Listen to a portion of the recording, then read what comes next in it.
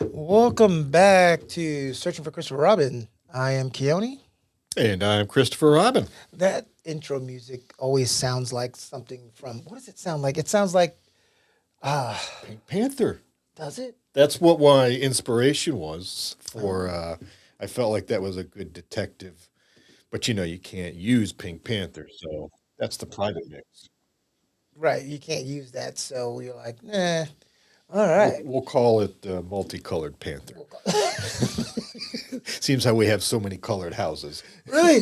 Oh, yeah, that's right. Because the last episode was the White House. And, you guys are moving. You guys are going to run out of places to live. You've lived on the farm.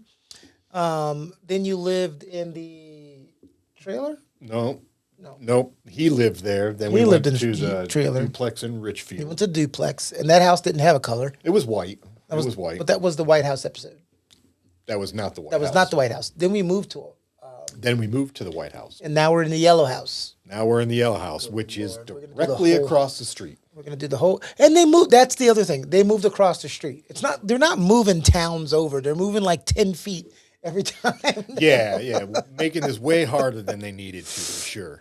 But all jokes aside, we ended on talking about some of the troubling things that were happening, but now it's about to get a little more troubling, right?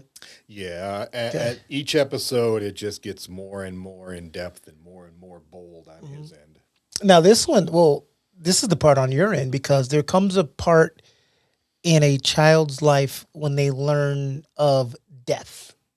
Yeah, You have no concept of death when you're a kid until certain things happen, certain events happen. Maybe grandma dies, or God forbid, a parent gets in an accident and dies early, or just something happens to you that you do that's a little too dangerous, and maybe that's the time that your parent has to sit you aside and explain to you how you could not be alive anymore. They need to explain the concept of life and death. So you came into a part where you said you realized your own mortality. How did that come about? so, I mean, I was kind of aware of death in the sense that I grew up on a farm. I was familiar with, one day an animal's there and the next it's on the dinner table. So I had that concept. But as it applied to me and my family, I had really no idea that we had a finite time on this earth. So Right, because what that's the kid thing. does? They always say little boys torturing lizards or stepping on frogs, but you just think about you step on an ant when you're 5. You're not thinking of death. Right. You know. Yeah, you don't get it. Yeah. So to this day, I have very strong emotions connected to this house.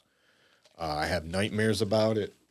I have night frights. My wife is put up with, random triggers.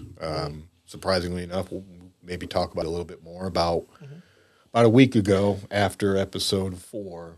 In this time frame between us getting to here, I had a horrible night. 5 separate night frights. Got to the point where one, my dog had to come and jump up on the bed and lick my face to wake me up. And I just was like, I'm not fucking closing my eyes again. I'm just gonna deal with it. Yeah, I'm not going back to sleep. I think that's with me when my because they always talk about underlying conditions, right? I didn't have any. Well, I probably was predisposed to depression, but tell the VA that, and they don't want to give me any money. But Yeah, the we'd have a whole podcast PTSD on that. the PTSD started, and then the depression worsened. And then when the PTSD kicks in and the depression happens, that's when I start having the night terrors. And then when the night terrors happen, then the insomnia kicks in because I don't want to go to sleep, and it's like my body's defense mechanism. It's just a vicious And it cycle. just all rolls it's hard to downhill. crawl out of. Yeah. Yeah. And the thing about the insomnia pill, I don't take it all the time, but it can have one or two effects. It puts me in such a good sleep. I don't even dream. I don't even have anything. I just wake up and I am totally refreshed. Okay. But then if it doesn't kick in enough and I have the Probably a lot dream, more vivid. I can't wake up. Oh yeah, yeah. I hear you. It's damned if you do, damned if you don't. Damned if you do, damned if you don't. So So this house has some very strong emotions for me. Mhm. And as to coming to terms with my own mortality, I'm 55 now, and this happened. Jesus. Hey, I'm you just know, kidding. I'm like a fine wine. Nah, you're like I'm almost vinegar. you're like a beer with extra carbs. I would say. I wouldn't say fine wine. No, I'm just Okay, kidding. I can deal with that. I'm a heavy beer. You're a lager. So this event occurred. It was, let's see, we're thinking here, according to my notes, I was around 6 or 7 years old. So this is probably 77. I hadn't turned 7 yet because, again, I'm later in the year. And we were only in each house 6 months. So we moved on, and now we're across the street. And very young. And it was wintertime because I remember I was standing in the entryway of the home, and I was bundled up for, I think we were probably going to my grandparents for dinner. And I was bundled up in, I kind of looked like the kid from Christmas Story. Poke your eye out. Yeah, he fell down and he couldn't move. Yeah. And I'm standing there, and my little ahead of ourselves, but we now know that Josh and Jody are gone, the two cats, and Dickhead had since replaced it with a peace offering kitten. For those of you who don't know the two cats that he had, because it's back in episode, I think, 2, he was given 2 cats by your mom, right? My aunt. Your aunt. His aunt gave him 2 cats, and what his stepdad did was his mom had a lot of plants, and what his stepdad did was take food and put it in the plants so the kittens would go and dig up the plants. So of course, when mom gets home tired from nursing, she was a nurse, correct? Yep. Tired from nursing, all her plants are being destroyed. So of course she's pissed off at the kittens. Yep. But Yeah. he didn't know this until what, adult age or late teens? Late teens. Late teens is when, and we'll get into that later, the discovery. But that's what the stepdad was doing. He was putting food in the plants so that the kittens would dig up the plants. So of course they just look like naughty kittens. Yep. And as such, kittens got to go. Yep, kittens So gotta go. kittens are gone. I'm now. I had another one. We'll get to that in a few minutes. But anyway, I'm in this hallway. I'm waiting for them to get ready. They're upstairs. The house was, even in the 70s, it was old. So it had they had an obsession with very dark paneling in the 70s. So it was a very dark hallway, very ominous. And I'm just standing there, waiting, and I can hear them upstairs doing whatever they're doing, getting ready. And just this feeling of complete helplessness came over me, almost like a shadow walked into the room and just engulfed me. And I broke down crying, just could not stop myself. And I remember screaming numerous times, "I don't want to die." Now, this, of course, elicited a response from my parents and stepfather upstairs. They come running down. Why is he screaming? What shouldn't be screaming? He's just standing in the middle of the hallway. What the hell? Just to clarify, everybody, he means his parent and his step parent, not his parents and his step parent. He's correct. That's pointing out some semantics, swing stuff that's not really going on in his phrasing. Yeah. Go ahead. Yeah, good point. I always struggle with that. Do I call my father, my stepfather? I think with stepfathers, it comes, you ever watch those videos of people, you'll see like the person uses their stepfather's last name at graduation. Yeah. And you see the stepfather. When you get a stepfather that steps up and makes a difference in your life, it's okay to call him dad. It's okay to call him father. It's okay to call him parent. But if you get a step parent that's a piece of crap, then, you call him step. Call him whatever stepdad. you can come up with and not get hit. Yep. So, I'm there screaming, I'm crying. They come down the stairs. What's going on? What's wrong? And all I could say is, I don't want to die. I don't want to die. And of course, my mother, she's like, oh my God, you're not going to die. What are you talking about? What are you talking about? And something happened in that house either that day or I don't know when, but very shortly something happened in that house to make me feel that way. And as great as my memory is with all of the things that we've been discussing, that is one memory I cannot figure out. Like, what was the catalyst? I know it had to have been something that obviously, logically involves the threat of death. And I'll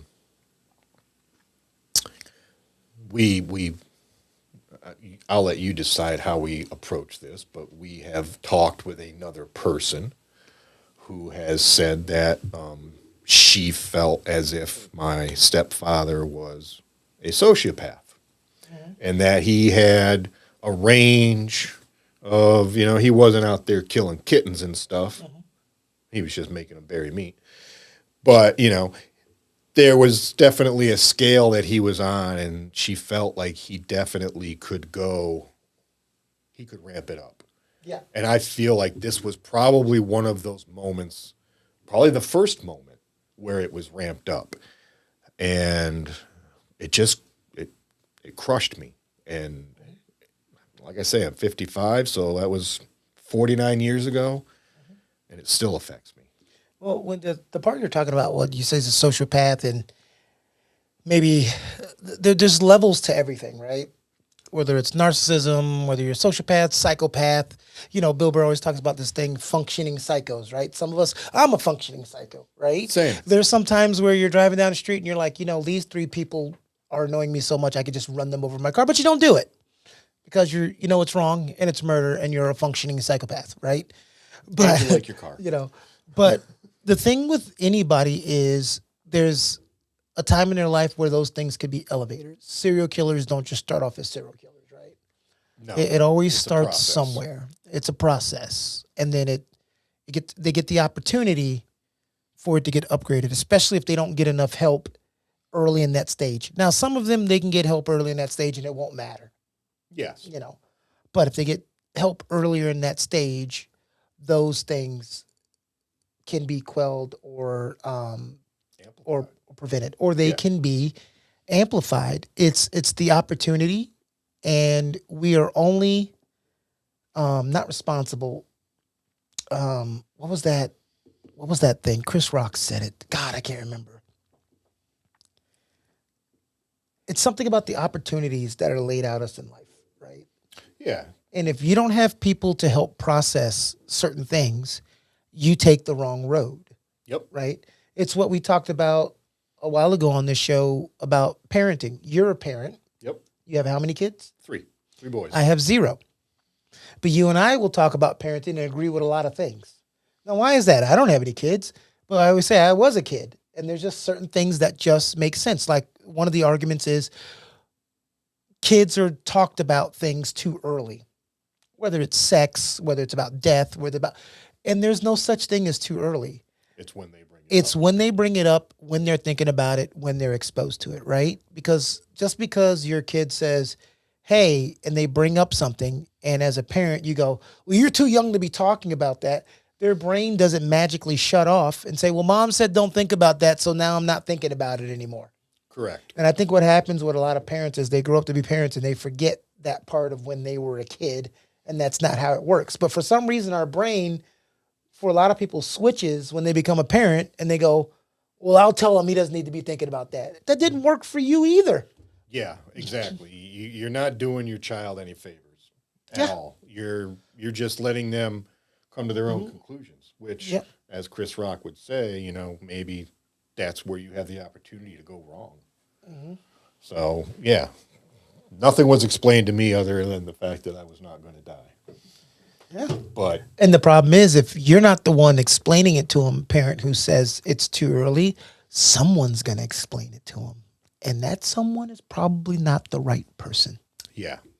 And that someone probably is going to make the ultimatum feel as if the ball is in your court. So if you don't want to die, well, you know what you need to do. You had a parent and a step-parent. Who do you think would have been most conducive to talk to you about certain things, your mom or your stepdad?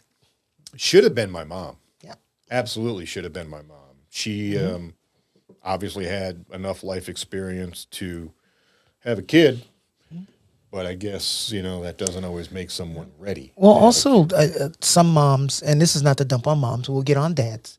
Some moms forget your one priority is your kids. Yes. It's not your husband. Yeah. It's not your mother. It's not your father. It's not your sister. It's not your brother. No. It's your kids.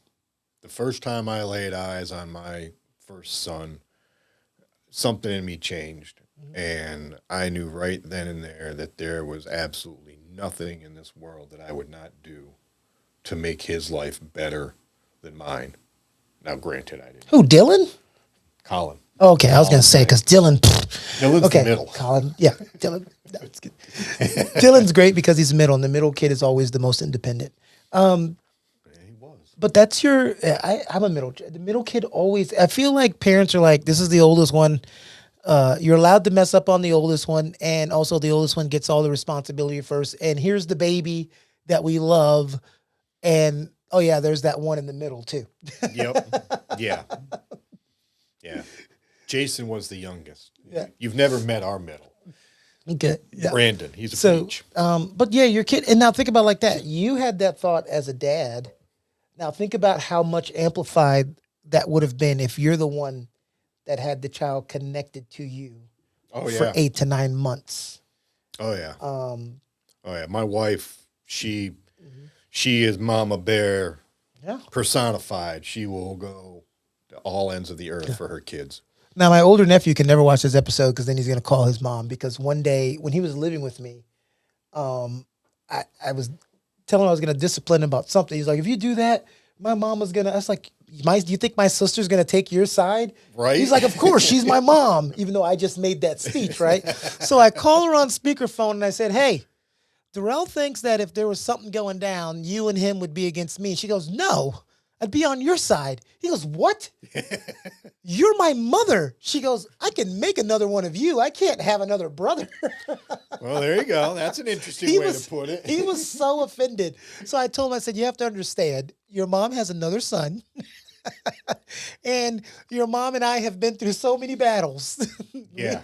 We have history. Got each other's back. He was so bad. He just went to his room. He Yeah. felt so betrayed. But yeah, and I say it like not that it's not a dad's responsibility, but that is definitely a mom's number one responsibility is the protection of your kids. Absolutely. The dad's supposed to be the protection of the entire family, but yours is the protection of that kid. And there's too many times where I see you're taking the husband or a boyfriend, which is even worse, Yes. side over your own child, which is insane to me. Yeah, believing that somebody that is not blood, that is just a relationship, is somehow going to make your life better and provide more on the back end than your own child. It's just crazy. Yeah, relationships in. He'll never stop being your son. Even if you are estranged and you never talk to a parent ever again and you cut ties, it still doesn't change the fact that you are the child Yep. of that parent. I mean, all the fathers and stuff out there that teach their kids and all that in sports and yada, yada, yada. First person they always say is, thanks, Mom. Moms are different. Moms have a special place. They should have a special place anyway in a child's life. For me, that ship has sailed. That ship has sailed. But so that was where I became aware of the fact that little Christopher Robin could be snuffed out if things didn't go a certain direction. And I said I can't remember it. I've tried. I'm wondering if I need to. Like maybe some things are just better as a shadow of a memory as opposed to a reliable memory.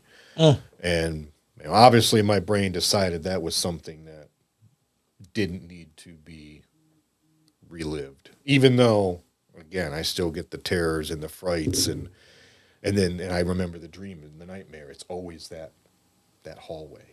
It's always me coming up the stairs around that hallway, the darkness of that hallway, and it just brings a sense of foreboding, paralyzing fear. So good times. Thanks for that. Appreciate it. Yeah. But, as there's always something good that comes out of the shit that I was in. And what was good that came out of that? Because before that came out of that particular situation? This house. Oh, okay. Because we're not going to get to that yet. Because we Yeah. get into when you say good cop, bad cop, that wasn't your mom and stepdad playing good cop, bad cop against each other. That was him being good cop, bad cop in the same He was day. making himself the good cop. And I say that because obviously this is all going to revolve around cats and kittens. We've already said that Josh and Jody are gone. If you follow my Instagram account, I actually put up a picture today of Josh and Jody, and we are standing in front of the infamous window. And if you know about the bumper story. So there's a lot in that picture to unpack, but they're gone. Cats are gone. They disappeared. She was not having it. And now we're in this new house, and the good cop, bad cop, obviously she's the bad cop because the cats are gone. Mm-hmm. And one night he was home. I used to go to my grandparents after school just because it was, I'd get off the bus, walk up to their house, and that's where I would stay until somebody picked me up. So they had picked me up. She had picked me up, actually, and we were home. And I was already becoming dependent upon him for emotional support. He was working his magic, grooming me, whatever way you want to look at it. So I remember I was like, where's Daddy? I just called him Daddy at that point. And she's like, he's upstairs in his room or in our room, whatever. So I remember running up the stairs, and he was laying on the bed. We definitely didn't have two TVs, so I don't know what the hell he was actually doing up there. But I jumped up on the bed to say hi to him, and as soon as I got up there ready to give him a hug and a kiss, because we've started that shit now, I noticed right curled up in his neck and on his shoulder was a kitten. So now he has been the one that has brought a cat back into the house, and he appears to be the guy that's on my side, whereas my mother, oh my God, the cats are going to destroy my fucking plants, blah, blah, blah, blah, blah. So now I see her, he started to separate us. He started to make us at odds with each other because she took something away. That's called divide and conquer. Yeah, very much so. And I was all about that cat. Mittens. Because it had white paws. And it was... Mittens. That makes me think of, I'm not even going to get into it. Earmuffs? But, so he reintroduced a cat into the house, reintroduced the cat to me. I made it the connection that, hey, he's definitely on my side, so maybe, I can work with this. And I loved animals. I just loved having animals around me. So it was a very nice play on his part, for sure. He knew what he was doing. And sure, he was making this shit up as he went along. I can't imagine he had a playbook. I don't know if there's a playbook for this kind of shit. He sure didn't read much. But maybe this was something that had been done to him as a child. I've always looked for validation as to, what the hell makes somebody an abuser? And I've always felt like, maybe they were abused as well. So this could have been stuff that was done to him, and he saw the effect it had on him, and he was doing the same to me. And while it might have had a similar effect, it definitely didn't have the same effect because I'm not an abuser. So That's one thing that we talked about, what people can become when they're witnessing abuse. You either can become an abuser or you can become a person that does the opposite. Protector. That's me. I am always on the lookout for kids that, maybe are not in a great environment. We were always the cool house when my boys were growing up. I was more than willing to look the other way for things that I did not feel were worth raising a fuss about, so that not only my kids but their friends had a safe place to come and explore life on their own terms. I've gotten a lot of feedback from a lot of their friends that they call my wife and I their second parents, which that means a lot to me. I mean, Which is also great did because something. imagine if when people know what you've been through, sometimes they have the judgment on how well you'll be able to parent or, just exist around everybody else. And then you get these people that are not, I'm not saying, we're the most well-adjusted people ever. Of course, not me. But you get these people that seem so great. And then you tell them the things you've been through or the things you suffer from. And they look at you like, what? Yeah. Like, are you serious? Yeah, I haven't shared a whole lot of this. So this is, this podcast is a big deal in the sense that a lot of my family is going to find out for the first time exactly what the hell happened, either by listening to this podcast or, reading my book when it eventually comes out. It's just not something you share, but I got to the point where I decided it was something I needed to share because, I survived. And I'm a functional adult. I may not be, a responsible in all sense of the word, but I made it. And not all trauma survivors of SA or child abuse, whatever, do survive. Some of them go down dark holes and never get out. So that's one of the reasons why I'm sharing all this. And, I'm sure that some of my kids' friends will start listening to this and just be like, damn, and because I was always probably too soft, because I was so regimented as a child. I kind of did go the opposite extreme with my parenting. I wanted to be a best friend as well. But you weren't a pushover. You weren't No. a softie. I mean, I know your wife had to do more of the disciplining, but it wasn't like you were without discipline or you didn't discipline at all. You definitely didn't charge harsher routes. You weren't a whooper or a spanker. Talking to your kid does not make you soft. Some people get in that role of you just say you're the parent. You just effing do it because I said so. Yes, that is a part of that, right? Yeah. If I tell my nephew, don't climb on the counter, and he says, why?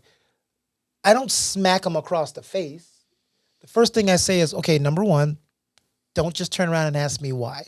If you want me to explain something, there's a way that you can ask me to explain it. It's a freaking kid. Yeah. We act like it's not a kid. Right. They're learning. Right. So then I tell him why I don't want him to climb on the cabinets.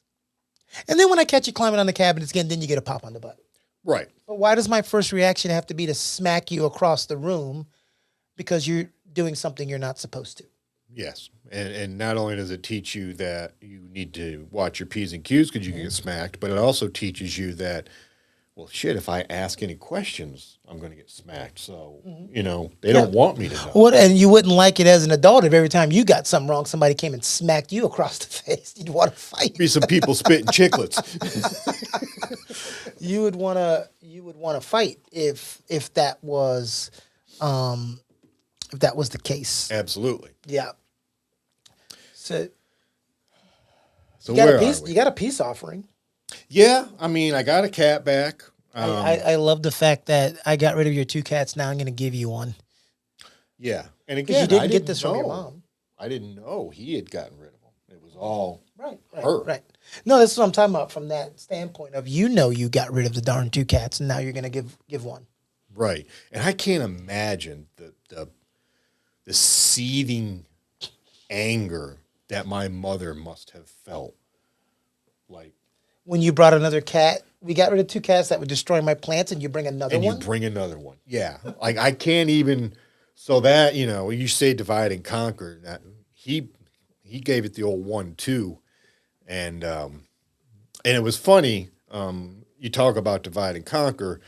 One of the incidences that occurred at the house across the street, which is exact same thing of divide and conquer, is one morning. It was early in the morning, foggy, really foggy out. Like you couldn't see the front of the car, foggy. And my mother was pulling out of the driveway to take me to my grandparents, and they would get me off to school. She had to go to work. And she turned.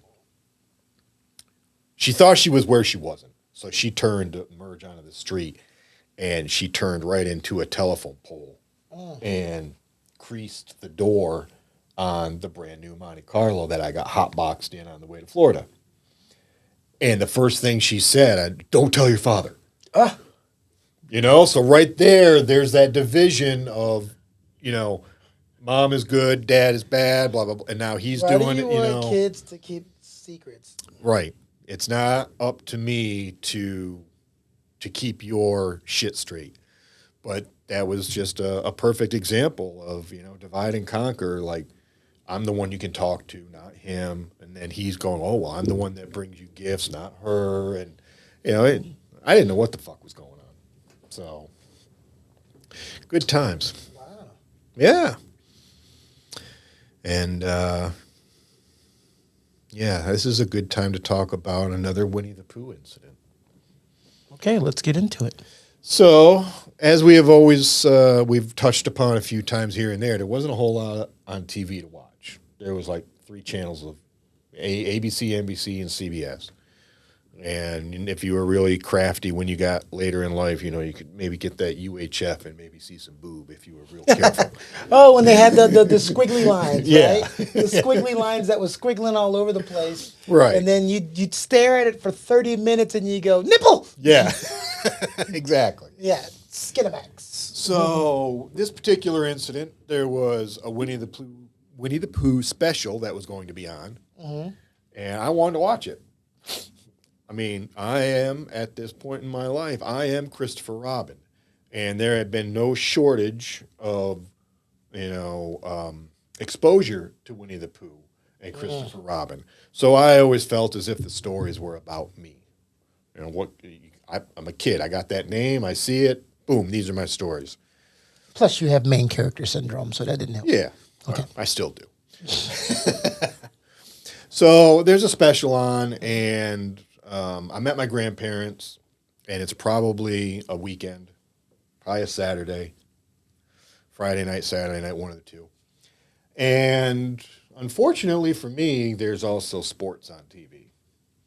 And if there's sports on TV, it didn't matter if it was PBA bowling, baseball, it didn't matter. If there was sports on TV, my grandfather was watching sports. So that meant no Winnie the Pooh. He did not give a shit. Didn't matter how much I bitched and moaned, how much I cried. Right, it's sports. What are you talking about? Yeah, well, I mean, now I get it. You know, I love watching sports. But back then, I could have cared less. So I remember. That's because you didn't have any teams, and if you did, they all stunk. That's why. Yeah, I think I was maybe a Pittsburgh Steelers fan back then because that was the Iron Curtain. Oh, I got you. If anything. The Iron Curtain or the Steel Curtain? See, there you go. So Iron Curtain was what, Russia? Jesus, I'm a damn. See how much I cared about sports back then? He said the Iron Curtain. Oh my God. Yeah. Jeez. It wasn't Louise. Franco Harris. It was, was Stalin. It was Franco Balishnikov. Oh, Jesus. and Terry Koslovich, the quarterback. Like, what are you talking about? Well, they did have steroids in the Steelers, so, you know. Yeah, oh, yeah. So, basically, he said no. Yet. I'm not watching TV. I'm not watching Winnie the Pooh. And it pissed me off to no end. And I remember in my grandparents' house, the top of the stairs, their stairs were straight. There was no turn or landing or anything. So you could go to the top of the stairs, and the stairwell looked straight down into the dining room, living room kind of transition. So everybody would walk by. And as a kid, that was one of the places I would always go to pout. I would go to the top of the stairs and I would just sit there and just pout. That's what kids do. And I remember thinking to myself, fuck this. I'm going to run away. Kids always have that philosophy. And obviously I didn't run away. But nobody knew or cared where I was because, the drama was gone, so to speak. And I remember I went down the stairs and I walked into the back coat closet area. And there was a closet where they had all of the winter clothes, the hunting jackets, and everything that wasn't in use for the current season. And I crawled all the way in the back corner of the closet. And I just hid in the dark. I didn't say a word, nothing, not a peep. And when you do that for long enough, then people start going, wait, I haven't heard Chris. Exactly. So people start looking for me. Christopher. And you can hear, now this is the part where you're an a-hole. You can hear them looking for you, but you know what? You were going to be petty. Yep. And I wasn't hearing what I needed to hear to get me to come out. You weren't hearing, Chris, hey, come watch. Exactly. So, already, I think we can safely say they were probably married a year at this point. They were married in 76, May of 76. This is obviously in 77. God, I'm still not born yet. Damn. What's our difference? You were born what year? 70. I was born in 78. We're 8 years apart. 8 years. All right. So we're getting there. We're getting there. What do you mean we? You're almost to 60. I'm just getting to 50. Hey, I got 3 more years, buddy. Damn. Yeah. We. Right.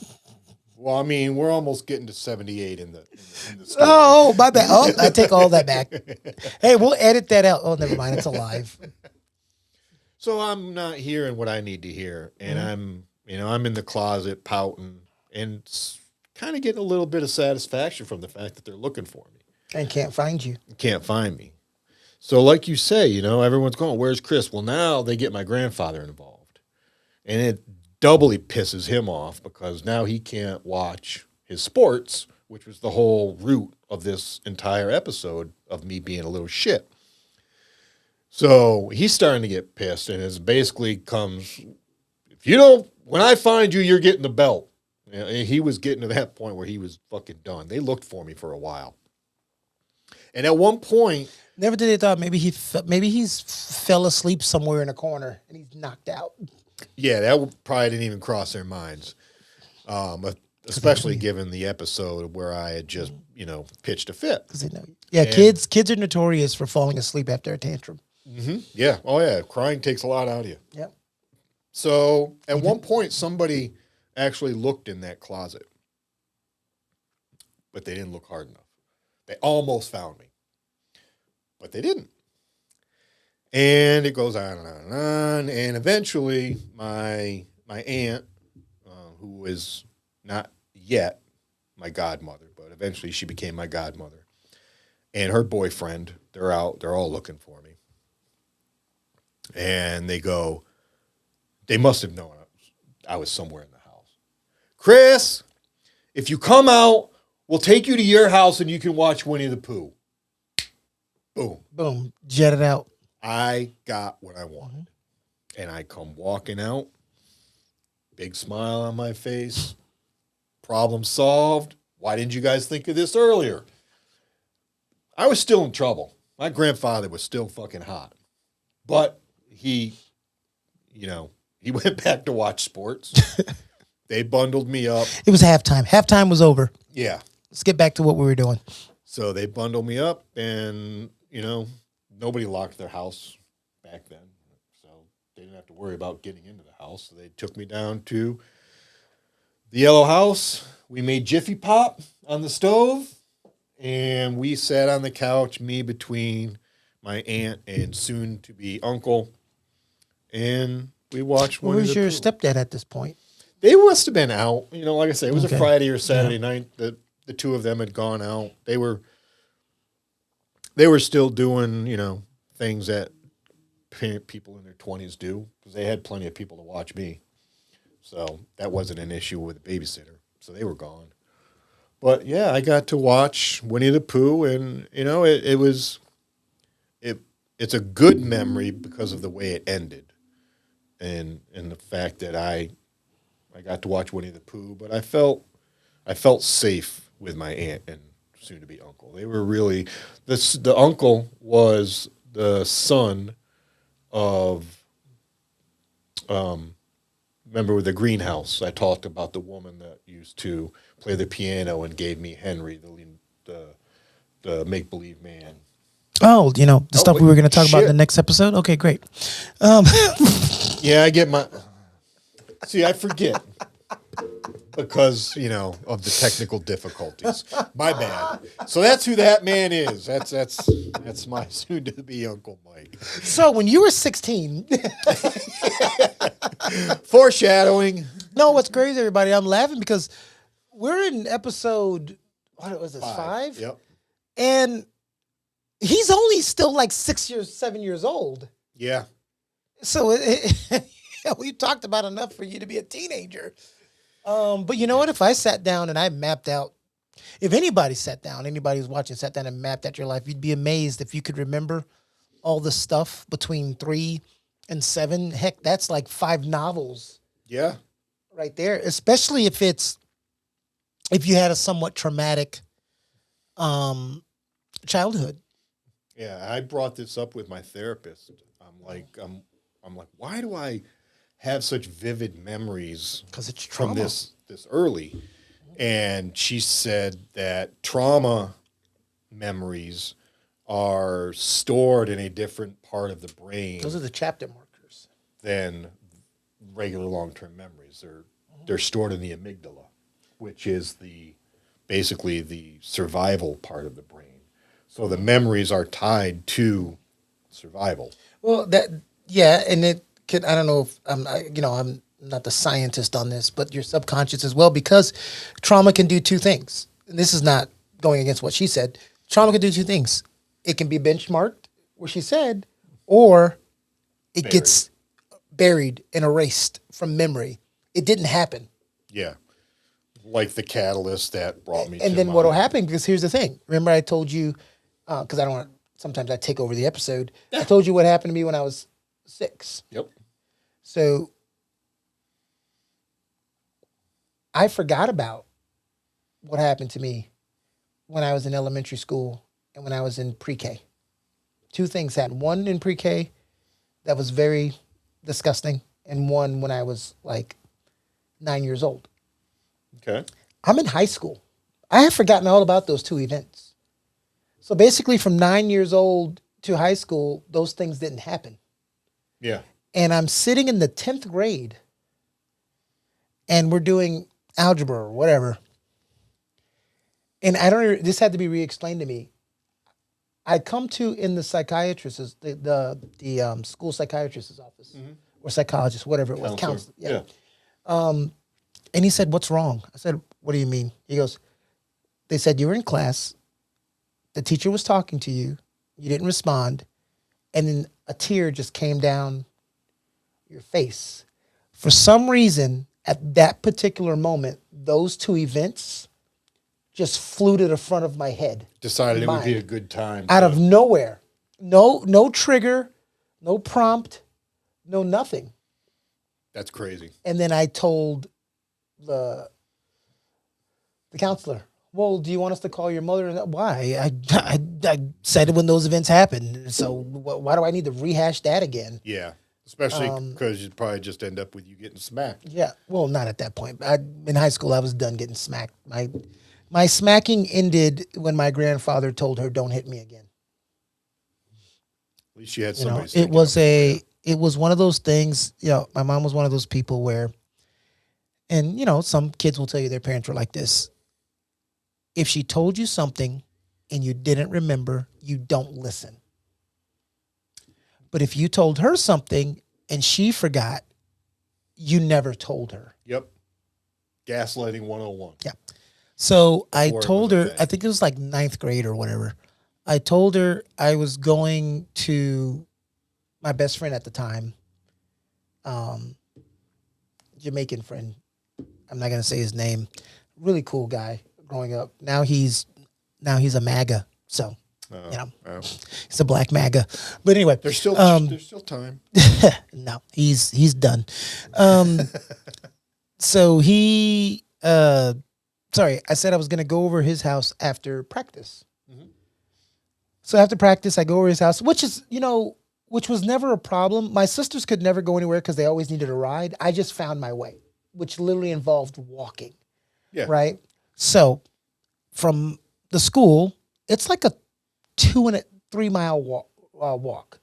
So it's even farther than that. But we walk to his house, whatever, hang out. So I go to my grandfather's house afterwards because my grandfather lived closer than my house.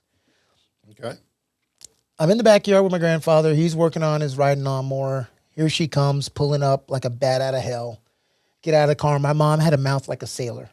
Mm. So it was, what the F? You effing didn't F. And I said, Mom, I told you I was going to my best friend's house after. First of all, you don't tell me anything. I'm like, okay, you could, all right, you know what I mean. But yeah. Okay. And I informed you. Then she said something. And I said something. And she goes, you're so stupid. And she slapped me. In front of your father. Grandfather, her father. And this had never happened before. When she smacked me, my hand balled up. There comes a point. To retaliate. Yeah. And my grandfather saw my hand and he told me to go in the house. So when I went to the house, I went by the window and I heard him telling her, because that's her dad. Yeah. And I heard him telling her, I was there when he told you what he was doing. And you said it was okay. 2 things, and I'm paraphrasing. Stop calling him stupid, because that was my trigger. Mm-hmm. You could call me anything back then. You could call me a racist name. You could call me the R word. Don't call me stupid. But for some reason, you can call me a dumbass.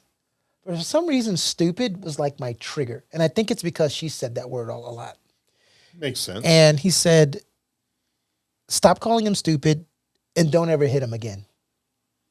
Good for him. You're wrong and you need to go in there and apologize. I never got the I'm still waiting on the apology. But yeah, me too. After that, I moved out of the house. 9th grade. Moved out. Stayed with my grandfather. I didn't even ask. I just went to the house. I just stayed there. And then my 11th and 12th grade year was spent, me and my best friend would stay at his sister's house, his parents' house, my grandfather's house. And we'd rotate until people, and we'd leave just before we'd leave just before they got sick of us.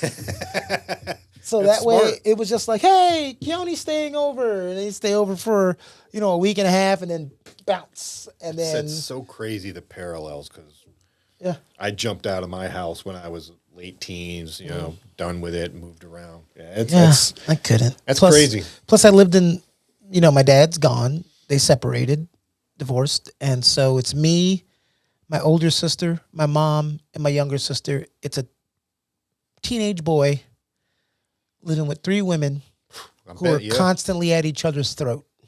I was the only little boy in a house full of women. But they weren't constantly at each other's throat, were they? Not that I remember. Right, because they were all adult women, though.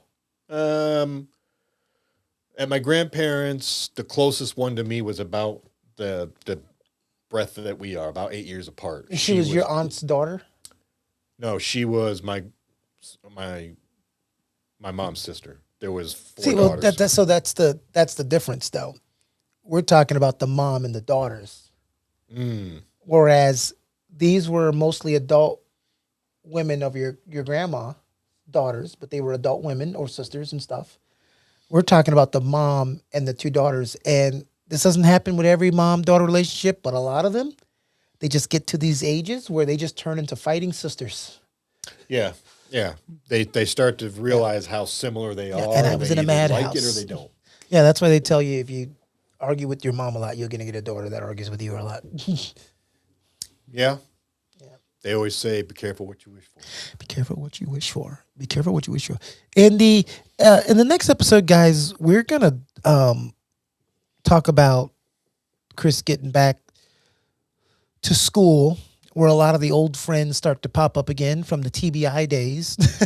Yeah. Yep. And then, what a surprise. We got one more color house.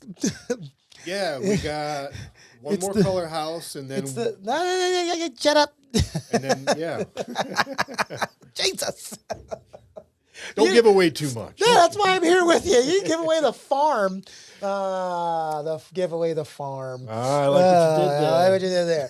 All right, the greenhouse is what's coming up next. That's going to end our house. Should call this the house series.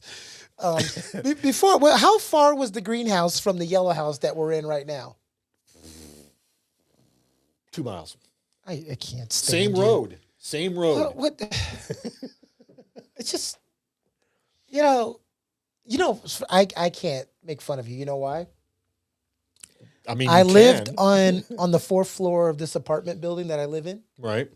Then a year and a half later, I moved to the 3rd floor. And then a year and a half later, I moved to the 1st floor. And then now I'm about to move 6 doors down.